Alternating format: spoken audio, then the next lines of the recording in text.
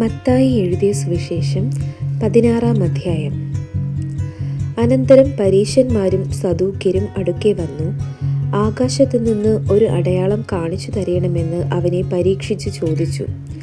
അവരോട് അവൻ ഉത്തരം പറഞ്ഞത്, സന്ധ്യാസമയത്ത് ആകാശം ചുവന്നു കണ്ടാൽ നല്ല തെളിവാകുമെന്നും രാവിലെ ആകാശം മൂടി ചുവന്നു കണ്ടാൽ ഇന്നു മഴക്കോൾ ഉണ്ടാകും എന്നും നിങ്ങൾ പറയുന്നു. ആകാശത്തിൻ്റെ ഭാവം വിവേചിപ്പാൻ നിങ്ങൾ അറിയുന്നു, എന്നാൽ കാലലക്ഷണങ്ങളെ വിവേചിപ്പാൻ കഴിയുകയില്ലയോ? ദോഷവും വ്യഭിചാരവുമുള്ള തലമുറ അടയാളം തിരയുന്നു. യോനായുടെ അടയാളമല്ലാതെ അതിന് അടയാളം ലഭിക്കുകയില്ല. പിന്നെ അവൻ അവരെ വിട്ടുപോയി. ശിഷ്യന്മാർ അക്കരെ പോകുമ്പോൾ അപ്പം എടുപ്പാൻ മറന്നുപോയി. എന്നാൽ യേശു അവരോട്, നോക്കുവിൻ, പരീശന്മാരുടെയും സദൂക്യരുടെയും പുളിച്ച മാവ് സൂക്ഷിച്ചുകൊള്ളുവിൻ എന്നു പറഞ്ഞു. അപ്പം കൊണ്ടുപോരായ്കയാൽ ആയിരിക്കുമെന്ന് അവർ തമ്മിൽ തമ്മിൽ പറഞ്ഞു. അത് അറിഞ്ഞിട്ട് യേശു പറഞ്ഞത്, അല്പവിശ്വാസികളെ, അപ്പം കൊണ്ടുവരായ്കയാൽ തമ്മിൽ തമ്മിൽ പറയുന്നത് എന്ത്? ഇപ്പോഴും നിങ്ങൾ തിരിച്ചറിയുന്നില്ലയോ?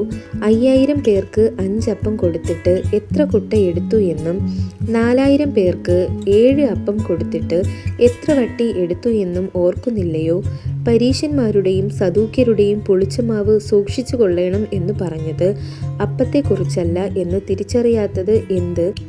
അങ്ങനെ അപ്പത്തിൻ്റെ പുളിച്ചമാവല്ല, പരീശന്മാരുടെയും സദൂക്യരുടെയും ഉപദേശമത്രേ സൂക്ഷിച്ചു കൊള്ളുവാൻ അവൻ പറഞ്ഞു എന്ന് അവർ ഗ്രഹിച്ചു.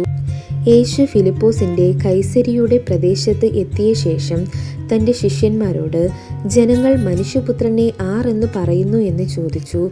ചിലർ യോഹന്നാൻ സ്നാപകൻ എന്നും മറ്റു ചിലർ ഏലിയാവെന്നും വേറെ ചിലർ ഇരമ്യാവോ പ്രവാചകന്മാരിൽ ഒരുത്തനോ എന്നും പറയുന്നു എന്ന് അവർ പറഞ്ഞു.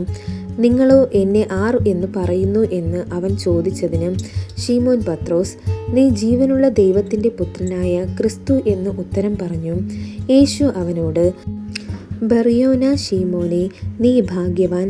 ജഡരക്തങ്ങളല്ല, സ്വർഗസ്ഥനായ എൻ്റെ പിതാവത്രേ നിനക്കിത് വെളിപ്പെടുത്തിയത്. നീ പത്രോസാകുന്നു.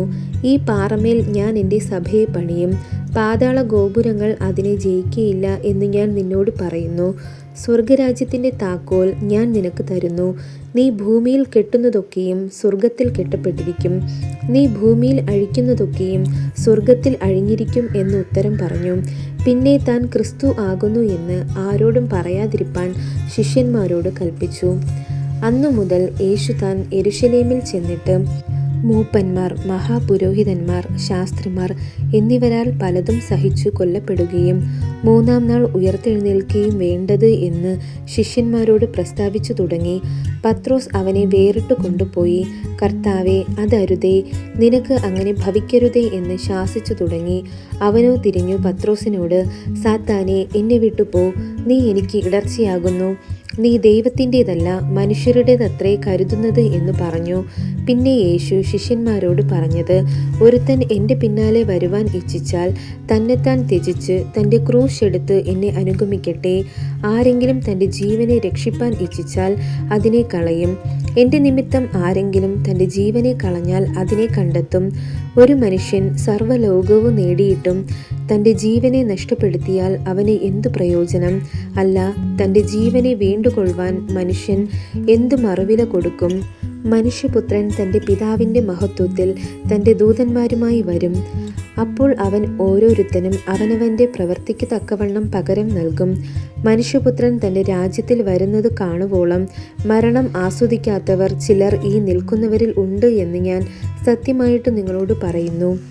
ഈ വായിച്ചുകേട്ട തിരുവചന വേദഭാഗങ്ങളാൽ ദൈവം നമ്മെ ഓരോരുത്തരെയും സമൃദ്ധമായി അനുഗ്രഹിക്കുമാറാകട്ടെ. ആമേൻ.